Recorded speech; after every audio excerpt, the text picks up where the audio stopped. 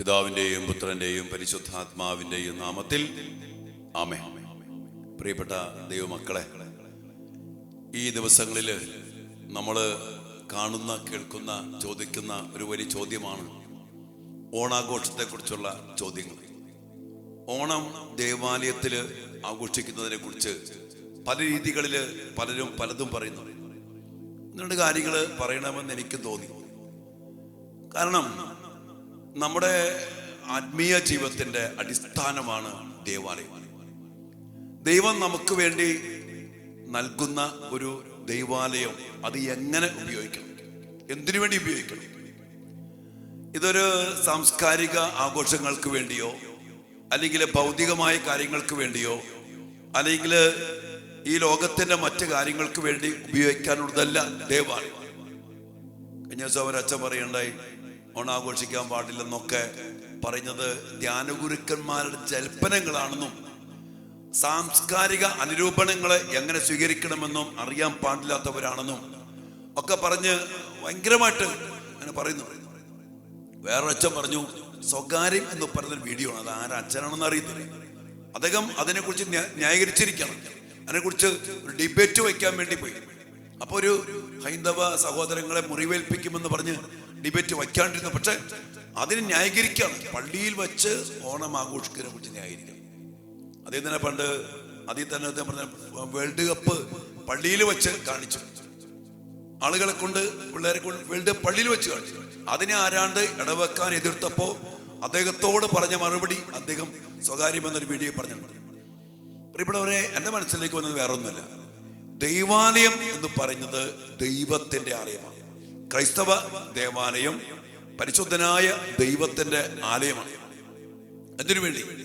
കർത്താവിൻ്റെ കുരിശുമരണത്തെ ആഘോഷിക്കുവാനും ആ കുരിശുമരണത്തിൽ സംഭവിച്ച ദൈവികമായ രക്ഷാകര രഹസ്യങ്ങൾ സ്വന്തമാക്കിയെടുക്കാനും അതിനുവേണ്ടി ഉള്ള ദേവാലയം, ദിവ്യകാരുണ്യം, വിശുദ്ധ കുർബാന, പാപത്തെ, ശാപത്തെ, മരണത്തെ, കടങ്ങളെ, സാത്താന്റെ ആധിപത്യങ്ങളെ തകർത്തെറിഞ്ഞ് മനുഷ്യ മക്കളെ വീണ്ടെടുക്കുന്ന കർത്താവിന്റെ കുരിശിലെ ബലി പരിക്രമം ചെയ്ത് അതിന്റെ യോഗ്യതകൾ നിറയപ്പെട്ട ഉദാശകൾ സ്വീകരിച്ച് അതിലൂടെ ഈശോ നമുക്ക് നൽകിയ ഈശോയുടെ സാന്നിധ്യമാകുന്ന ദിവ്യകാരുണ്യം അറിയപ്പെട്ട സക്രാരിയിൽ കർത്താവിനെ ആരാധിച്ച് ദൈവത്തെ മഹത്വപ്പെടുത്തി ദൈവാനുഗ്രഹം പ്രാപിക്കേണ്ട ഒരു ഇടമാണ് ദേവാലയം.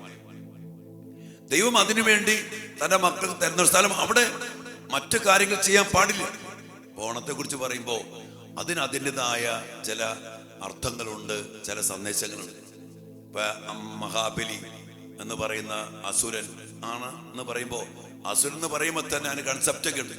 വാമനൻ അല്ലെങ്കിൽ മഹാബലി, അസുരൻ, ദൈവൻ ഇറങ്ങി വരുന്നു, ചവിട്ടിത, അതൊക്കെ നമുക്കറിയാം. ഈ നോർത്ത് ഇന്ത്യക്കാരൊക്കെ വാമന ജയന്തി എന്നൊക്കെ പറഞ്ഞ് ആഘോഷിക്കുന്ന പറയാം. അതിനെ കുറിച്ചൊക്കെ നമുക്കറിയാൻ പറയാം, അതിനെക്കുറിച്ച് അധികം പറയുന്നില്ല. പ്രിയപ്പെട്ടവരെ, ഞാൻ പറയാണ്, ഇത് എന്തിന് നമ്മുടെ ദേവാലയത്തിലേക്കുള്ള ഇന്ന് ഞങ്ങൾക്ക് ഇവിടെയൊക്കെ പള്ളികളിൽ മത്സരിക്കണം. ഇവിടെ അടുത്തൊരു പള്ളിയിൽ ഓണച്ചന്ത വെച്ച്, പള്ളിയിൽ ഓണച്ചന്ത, അത് കാണുമ്പോ സങ്കടം വരുവാണ്. അതായത് ദേവാലയത്തിന്റെ പരിശുദ്ധി. സോളമൻ 2 ദിനവൃത്താന്തം 7-ാം അധ്യായത്തില് അവിടെ 6-7 അധ്യായത്തിലൊക്കെ ദേവാലയത്തെ പ്രതീക്ഷിച്ച് ആ ദേവാലയത്തിലെ ദൈവത്തിന് സമർപ്പിച്ചുകൊണ്ട് പ്രാർത്ഥിക്കുന്നുണ്ട്. കർത്താവേ, അങ്ങേക്ക് വസിക്കാനുള്ള ഒരു ആലയമായിട്ട് ഈ ആലയത്തെ അങ്ങ് തിരഞ്ഞെടുക്കണം, അങ്ങയുടെ സാന്നിധ്യം ഇവിടെ നിറയ്ക്കണം. നമുക്കറിയാം, ഒരു ദേവാലയത്തില് പരമപരിശുദ്ധനായ ദൈവത്തിന്റെ സാന്നിധ്യമുണ്ട്. ആ സാന്നിധ്യം, അപ്പൊ ദൈവം പറയുന്നത്, സോളമ, എനിക്ക് വസിക്കാനും നിങ്ങൾക്ക് ബലിയർപ്പിക്കാനുമുള്ള ഒരു ഇടമായിട്ട് ഞാൻ ഈ സ്ഥലം തിരഞ്ഞെടുത്തിരിക്കുന്നു.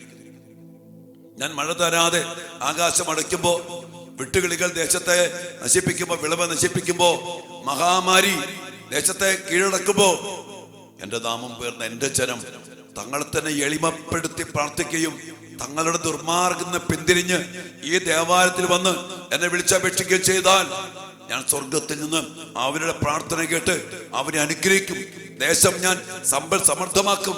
കർത്താവ് പറയാ, ഇവിടെ നിന്ന് ഉയരുന്ന പ്രാർത്ഥനകൾക്ക് നേരെ എന്റെ കണ്ണും കാതും ജാഗരൂകമായിരിക്കും. ഇതുപോലെ ദൈവം വസിച്ച് തന്റെ ജനത്തെ അനുഗ്രഹിക്കുന്ന, അതും എങ്ങനെയാ?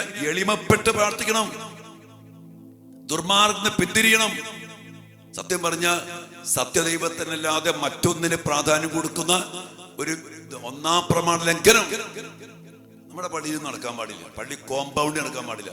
ഇന്ന് ഓണാഘോഷം മാത്രമല്ല, ഇന്ന് പലതും നമ്മുടെ തിരുനാൾ ആഘോഷം. കഴിഞ്ഞ ദിവസം ഒരു പള്ളിയിൽ അൽത്താഴയുടെ മുമ്പിൽ എന്തോ ഒരു ഡേ പ്രമാണിച്ച് അച്ഛന്മാരിയ്ക്കുന്നു.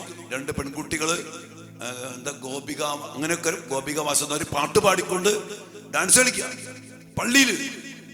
എൻ്റെ മക്കളെ, ദേവാലയത്തിന്റെ ചൈതന്യം ആ ഡാൻസ് കളിക്കുന്ന പള്ളിയിൽ, അല്ലെങ്കിൽ ഇങ്ങനെയുള്ള ആഘോഷം നടത്തുന്ന പള്ളിയിൽ പിറ്റേ ദിവസം ഒരു വിശുദ്ധ കുർബാന അർപ്പിക്കുമ്പോൾ അതിൽ പങ്കെടുക്കുന്ന കൊച്ചു മക്കളുടെ, യുവമക്കളുടെ ജനത്തിന്റെ അവസ്ഥ എന്തായിരിക്കും?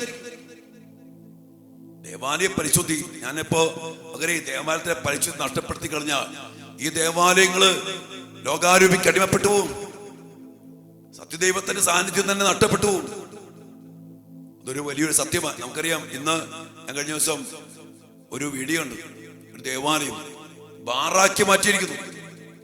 ഒരു കാര്യം ഓർത്തോ, സത്യദൈവത്തെ ആരാധിക്കാത്ത ഒരു ദേവാലയത്തിൽ, ഒരു ദേവാലയ കോമ്പൗണ്ടില് അവിടെ പിശാച് കയറി ആ ദേവാലയത്തെ മറ്റു പലതിനും വേണ്ടി ഉപയോഗിക്കുന്ന ഒരു ഇടമാക്കി മാറ്റും. ദൈവം അത് മാറ്റും. ഇന്ന് പള്ളികളൊക്കെ വിറ്റഴിക്കുക ലോകത്തിന്റെ പല ഭാഗങ്ങളിലും. പഠിച്ചോ, ശരിക്കും പഠിച്ചോ.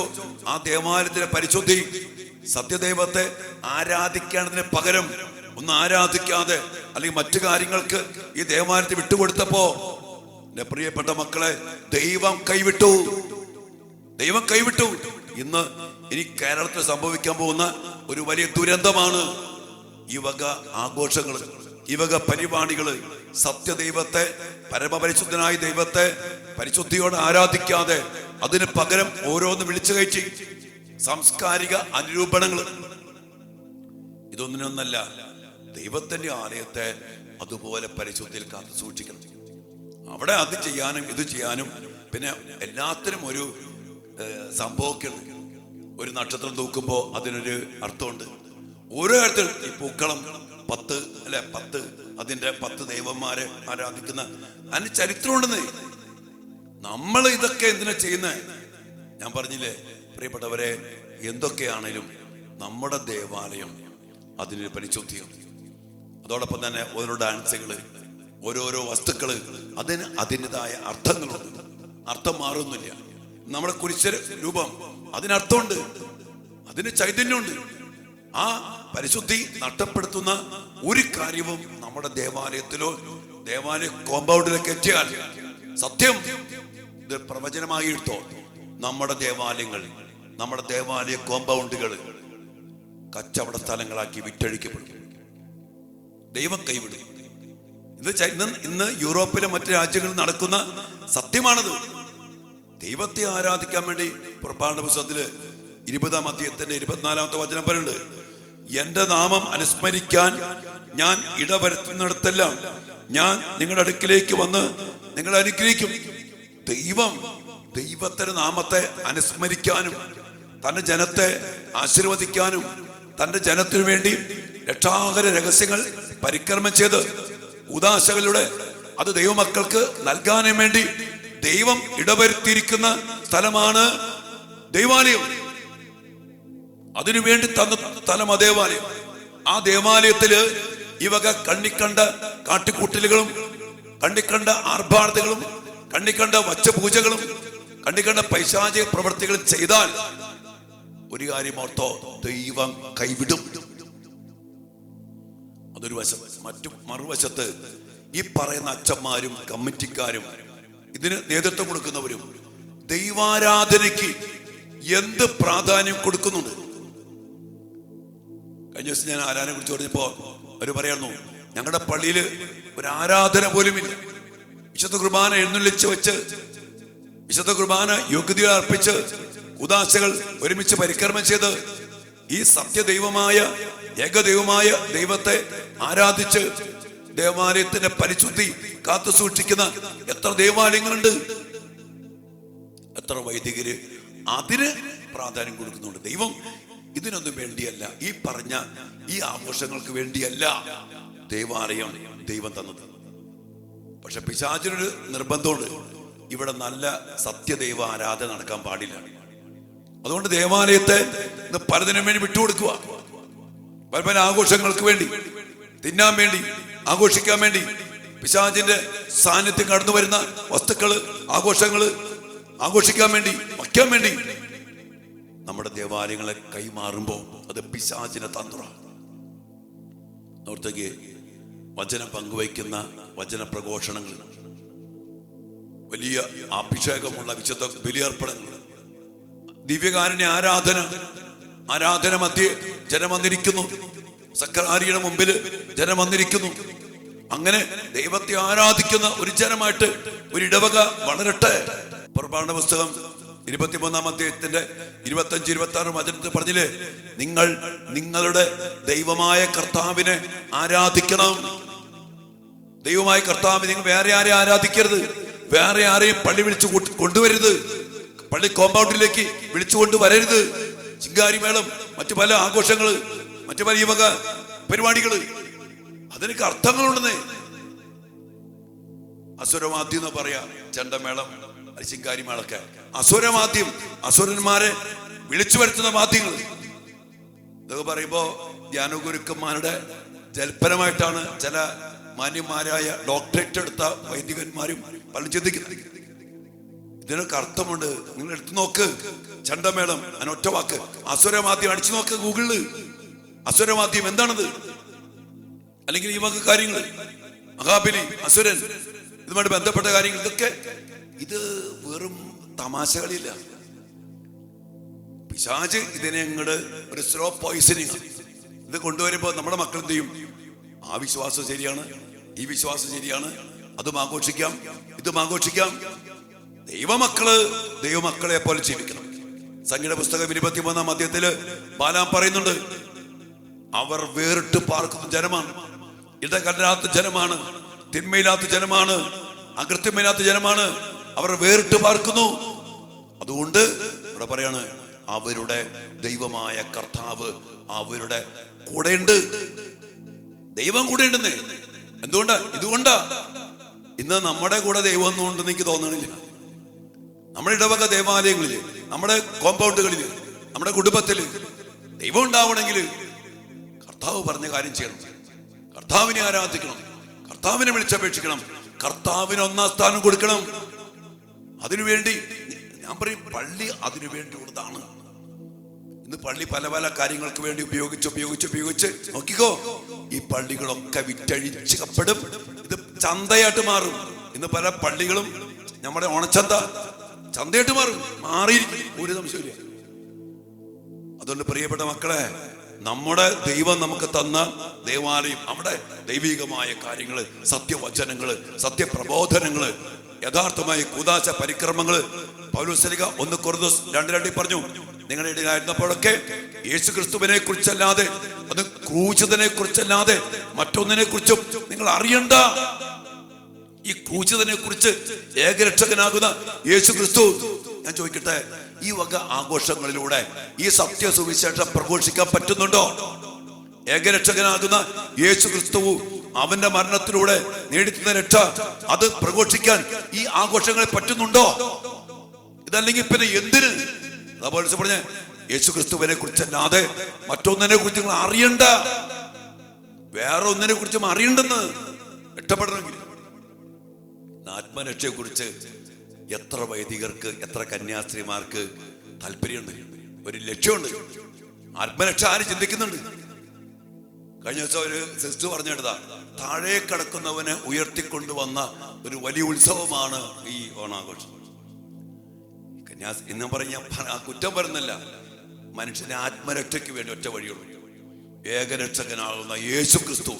അവിടുന്ന് കുരിശിലർപ്പിച്ച കുരിശിലെ ബലി, അത് പരിക്രമം ചെയ്യപ്പെടാൻ വേണ്ടി ദൈവം തന്ന ദേവാലയം, അതിൽ പരിക്രമം ചെയ്യപ്പെടുന്ന ഈ കുരിശുമാന ശക്തി വിതരണം ചെയ്യുന്ന കൂദാശകൾ, അത് ചൈതന്യത്തോടെ, സ്പിരിറ്റ് ഓഫ് ദ ലിറ്റർജി. അതിന് നമുക്ക് രണ്ട് വഴിയൊന്നുമില്ല.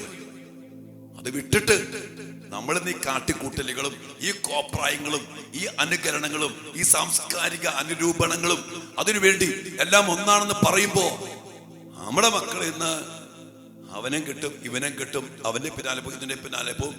അത് ശരി, ഇത് ശരി, അതും തിന്നും, ഇതും തിന്നും. ഇനി പിന്നെ വേറൊന്നുള്ളത്, നമ്മുടെ പല അച്ഛന്മാർക്കും പല അഭിപ്രായമാണ്, അല്ലെങ്കിൽ പല സമൂഹങ്ങൾക്ക് പല അഭിപ്രായങ്ങളാണ്. ഒരു ഏകരൂപമായ ഒന്ന് സാധനമില്ല. ഞാൻ പറയുന്നത് നമുക്ക് ഒറ്റ അടിസ്ഥാനമുള്ളത് യേശു ക്രിസ്തു. അവനാകുന്ന പാറമേൽ മൂലക്കല്ല്, ക്രിസ്തുവാകുന്ന മൂലക്കല്ല്. ഈ വചനത്തിൽ, കൂദാശയിൽ, അതും കുരിശുമരണത്തിൽ പണിതുയർത്തപ്പെട്ട ഒരു ആരാധന, ഒരു ക്രൈസ്തവ ജീവിതം. അതൊന്നും പറഞ്ഞിട്ട് എനിക്കറിയാം, ഇത് പറഞ്ഞിട്ട് കാര്യമൊന്നുമില്ല. എന്നാലും പ്രിയപ്പെട്ട മക്കളെ, ഇത് പലരും ഇങ്ങനെ പറയുമ്പോൾ കേൾക്കുമ്പോൾ സങ്കടം കൊണ്ട് പറഞ്ഞു പോവാ. ആത്മാക്കൾ നശിച്ചു പോകുമ്പോ, മക്കൾ ദേവാലയം വിട്ടു പോകുമ്പോ, ഇന്ന് എന്തേ നമ്മുടെ മക്കൾക്ക് വിശുദ്ധ കുർബാന വേണ്ട, ദിവ്യകാരുണ്യം വേണ്ട, നിത്യ ആരാധന വേണ്ട? എന്തു പറ്റി? എന്താ പറ്റിയേ? ഒരു കാര്യം ഓർത്തോ, വിശുദ്ധ കുർബാന വിട്ട്, ദേവാലയം വിട്ട്, കൂദാശ വിട്ട്, ദിവ്യകാരുണ്യം വിട്ട് പോയാൽ നമ്മുടെ മക്കൾ നശിച്ചു. ഇങ്ങനെ പോകാനുള്ള ഒരു വലിയ കാരണം ദേവാലയ പരിശുദ്ധി. നമ്മുടെ ഇടവക, നമ്മുടെ വൈദികർ, നമ്മുടെ വേണ്ടപ്പെട്ടവര് ദേവാലയ പരിശുദ്ധി കളഞ്ഞു കുളിച്ചു. മറ്റു പലതിനു വേണ്ടി ദേവാലയ കോമ്പൗണ്ട് ഉപയോഗിച്ചു. സിനിമാറ്റിക് ഡാൻസുകൾ, ഗാനമേളകൾ, DJ പാർട്ടി, മറ്റു അടിപൊളി ആഘോഷങ്ങള്, ആർഭാടമായ പ്രദക്ഷിണങ്ങള്, അസുരവാദ്യങ്ങള്, ഈ പിശാചുക്കൾ മുഴുവൻ കയറ്റി നമ്മുടെ ദേവാലയങ്ങളെ നശിപ്പിച്ചു കളഞ്ഞു.